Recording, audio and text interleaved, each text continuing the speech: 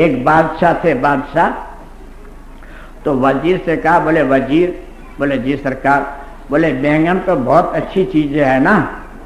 وزیر نے کہا حضور بہت اچھی چیز ہے، 2 روپے کی کلو ملتی ہے، امیر غریب سبھی بیچارے سال بنا کے کھا لیتے ہیں، آپ نے بہت وجہ فرمایا، صحیح فرمایا، بہت اچھی چیز ہے، چلو بات ختم ہو گئی۔ 4-6 مہینے ہو گئے تو بادشاہ نے کہا وزیر، بولے جی سرکار، بولے بینگن تو بہت بری چیز ہے نا؟ وزیر نے کہا حضور بہت بری چیز ہے، اس میں وٹامن تو ہے نہیں، گدھے کھا لیں، کوئی آدمی کے کھانے کی تھوڑی چیز ہے وہ، آپ نے بالکل صحیح فرمایا۔ تو بادشاہ نے کہا بھائی عجیب کھوپڑی کا آدمی ہے، 6 مہینے پہلے میں نے بینگن کی تعریف کی تو تینے بھی پل باندھ دیا، اور جب میں بینگن کو برا کہہ رہا ہوں تم بھی برا کہہ رہا ہے، یہ کیا تو کہ؟ تو وزیر نے کتنا اچھا جواب دیا، وزیر نے کہا حضور ہم بینگن کے تابع نہیں، ہم تو حضرت کے تابع میں ہیں، اگر حضرت کے نزدیک اچھے ہیں تو ہمارے نزدیک اچھے ہیں، حضرت کے نزدیک غلط تو ہمارے نزدیک غلط ہے، تو ہم دیوبند بریلیوں کے تابع نہیں ہیں، ہم تو شریعت محمدیہ صلی اللہ علیہ وسلم کے تابع ہیں، بھیا وہاں سے جو حکم ملے گا وہ لینا پڑے گا، اور نہیں لیں گے تو ہم ہی پچھتائیں گے، کسی کا کوئی بگڑے گا نہیں، سمجھا؟ اب جو محترم مانگتے ہیں اولیاء اللہ کو مانتے اور مانگتے ہیں، کہتے ہیں ہمارا عقیدہ ہے، ہم مانگتے ہم کو ملتا ہے، تو یہ عقیدہ حشر کے میدان نہیں چلے۔ حشر کے میدان میں نہ دیوبندیوں کا عقیدہ چلے، نہ بریلیوں کو چلے، نہ سیاحوں کو چلے، نہ سنیوں کو چلے، نہ اہل حدیث کے چلے، نہ اہل تقلید کے چلے، نہ حقانی کا عقیدہ چلے، نہ حقانی کے باپ کا عقیدہ چلے۔ حشر کے میدان میں محمد صلی اللہ علیہ وسلم والا عقیدہ چلے گا، وہ عقیدہ جو لے کے جائے گا اس کو جنت میں داخلہ ملے گا، باقی تو جوتیاں پڑے گی، سمجھا؟ قرآن کریم کے 3 پارے میں سورہ ال عمران کے 9 رکوع میں 85 نمبر کی آیت ہے، فَمَن يَبْتَغِ غَيْرَ الْإِسْلَامِ دِينًا فَلَن يُقْبَلَ مِنْهُ وَهُوَ فِي الْآخِرَةِ مِنَ الْخَاسِرِينَ۔ دین اسلام کے علاوہ آپ کوئی بھی طریقہ لاؤ گے تو وہ ہم قبول نہیں کریں گے، وہ خسارے میں رہے گا، گھاٹے میں رہے گا، نقصان میں رہے گا، ٹوٹے میں رہے گا، اسلام کے علاوہ نہیں لائیں گے۔ قانون 1400 سال پہلے بن چکا ہے، یہ کوئی نیا نہیں بنے گا، سمجھا؟ دیکھیے عورتیں سب عورتیں ہیں، جسمانی اعتبار سے عورتوں میں کوئی فرق نہیں ہے، نہ کسی عورت کے 2 ناک ہیں، نہ کسی عورت کے 3 کان ہیں، نہ کسی کی دم ہے نہ سینگ ہے، عورت ہے، لیکن قانون یہ بنا کہ اس کو امی کہو، اس کو بہن کہو، اس کو بیوی کہو، اس کو بیٹی کہو، اس کو بھانجی کہو، اس کو بھتیجی کہو، اس کو پوتی کہو، اس کو نواسی کہو، اس کو نانی کو، اس کو دادی کو، اس کو ممی کو، اس کو پھوپھی کو، اس کو چچی کو، یہ قانون بنا۔ اب کوئی عقل کا اندھا یوں کہے کہ میری بیوی مجھ سے بہت پیار کرتی ہے اس لیے میں اس کو امی کہہ کے بلاتا ہوں، تو اب اس کا کیا علاج بولو؟ ہاں آج اس کو کیا کیا جائے؟ اس کو سمجھانے کے لیے آپ کے پاس یہی الفاظ ہوں گے کہ بھائی شریعت نے حرام قرار دیا ہے، بیوی کو امی نہیں کہہ سکتے، حرام ہے۔ اب وہ ہمارے پہ غصہ ہو جائے، واہ صاحب تم تو وہابی ہو گئے، تمہارا تو عقیدہ خراب ہو گیا، میرا تو عقیدہ ہے کہ میری بیوی میری امی کے برابر ہے۔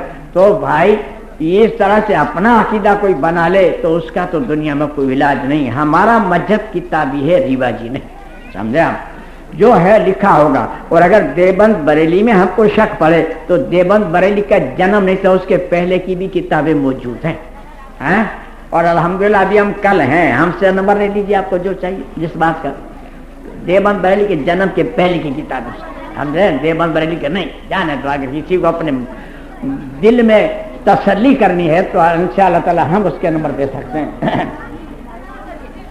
اب یہ بتانا ہے کہ جب شریعت میں اولیاء اللہ سے مانگنے کی منع ہے تو یہ رسم ہمارے میں آئی کیوں اور کیسے آئی؟ یہ جڑ آپ کو آج تک کسی نے نہیں بتائی، سمجھے؟ جڑ اصل میں ہم لوگ جو ہیں اوریجنری مسلمان ہیں، اوریجنل مسلمان نہیں ہیں، سمجھے؟ ہم نقلی مسلمان ہیں، اصلی مسلمان نہیں ہیں۔ ہم ہندوؤں میں سے مسلمان ہوئے ہیں، عرب کے مسلمان ہم لوگ نہیں ہیں، سمجھا؟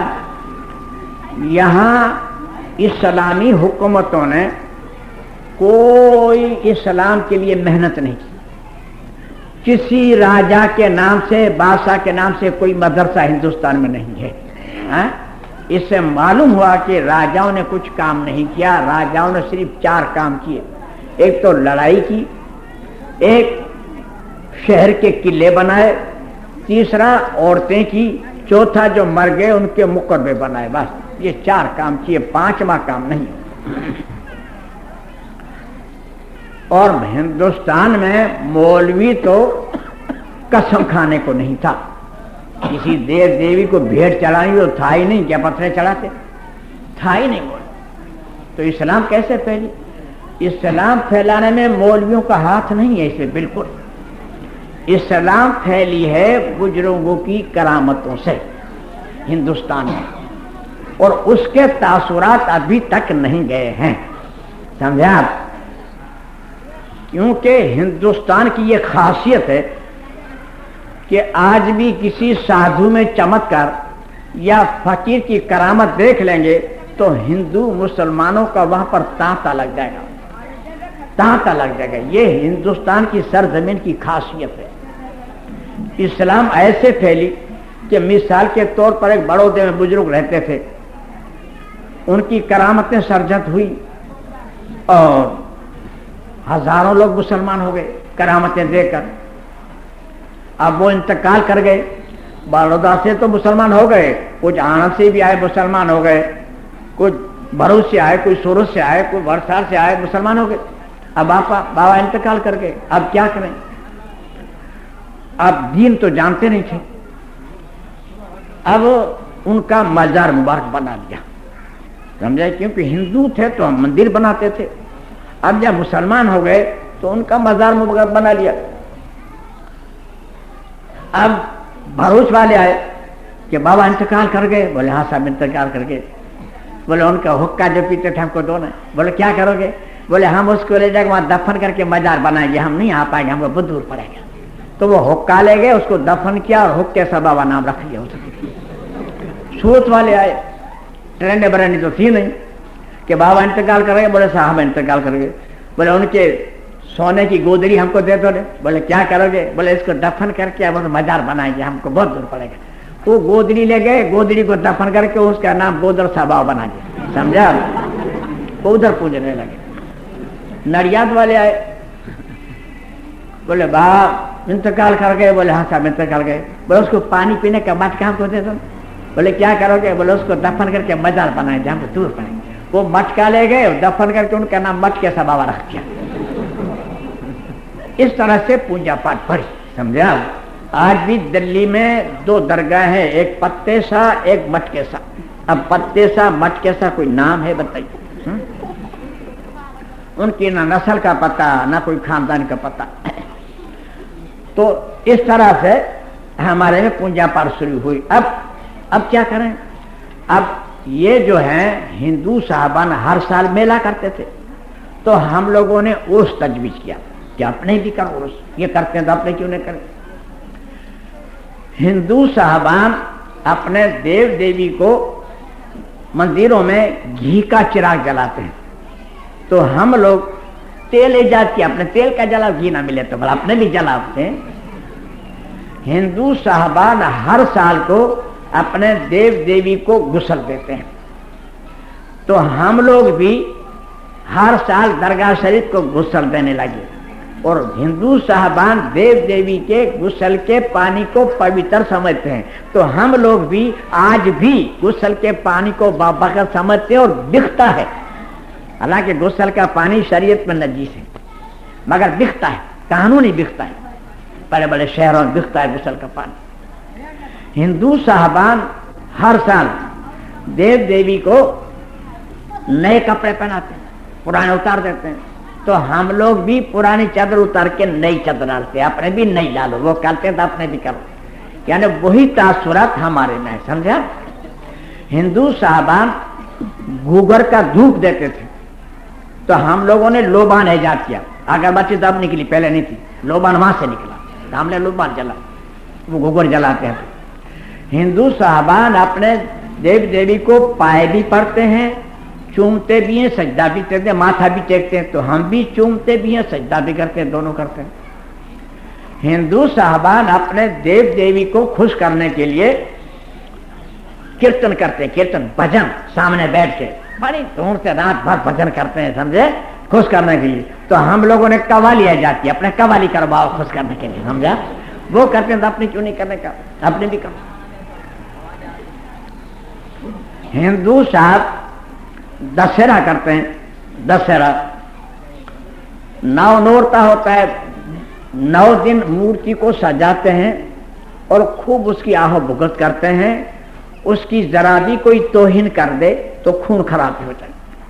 फिर 10वें दिन उस मूर्ति को लेकर जुलूस निकालते हैं, खेलते कूदते लेते, और बड़े तालाब में जब डालते हैं तो उसको तोड़ फोड़ के डाल देते हैं। क्या अजमत खत्म हो गई उसकी।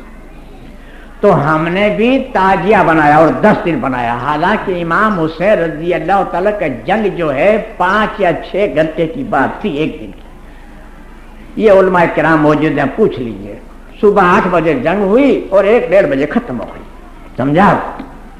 लेकिन क्योंकि हिंदू में से मुसलमानों में वो 10 दिन करते तो हम भी करें। हम भी ताजिए को इतना सजाएंगे कि जरा भी कोई तौहीन करे तो खून रेजी हो जाए। फिर निकलेंगे, खेलते हैं कूदते हैं, जलूस करते हैं, नकली कब्रिस्तान में जाके उसको तोड़ फोड़ के फेंक देंगे, जनाजे की नमाज में नहीं पढ़ेंगे। क्या वजमत खत्म हो गई उसमें से, हैं? वही तासुर हमारे पास है, समझा। तफसीर हक्कानी जिल्द 5 सफर में 225 पर मौलाना अब्दुल हक मोहद्दिस देहलवी रहमतुल्लाह फरमाते हैं कि हिंदुओं का अकीदा अरबों का अकीदा हिंदुओं का जैसा था। जैसे हिंदू साहबान ये कहते हैं कि परमेश्वर जो चाहे वो कर सकता है, उसकी मर्जी के खिलाफ कोई कुछ नहीं कर सकता।